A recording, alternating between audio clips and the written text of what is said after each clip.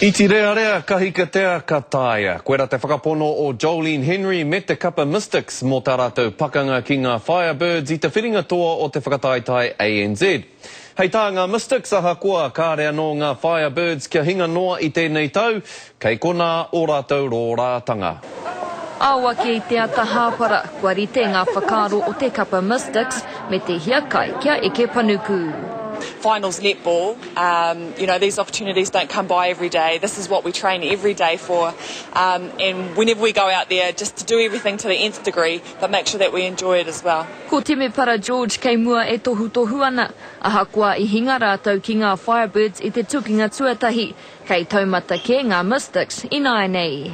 This belief amongst us since the quarterfinals that I think is really positive for us as a team going into the grand final. We're just looking forward to getting out there and playing them again.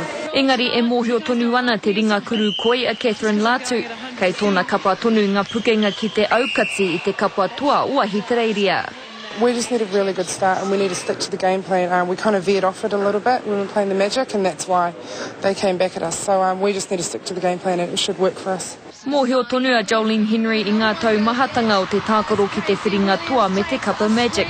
Engari kaore anō ia kia rongo I te reka o te Wikitoria. I can't really say it, but it pisses me off. It's not very nice being on there, and I guess it does give it that added motivation. Kei roto anō I o rātou ringa ki te kaupare atu I tēnei whakaro, te rea pia mā te whakapono, kuia nei te tau e putai he kapa noa o te arua, ki te tihi o te whakataitai ANZ, I roto I tōna whātau. Irina Smith, Te Karere.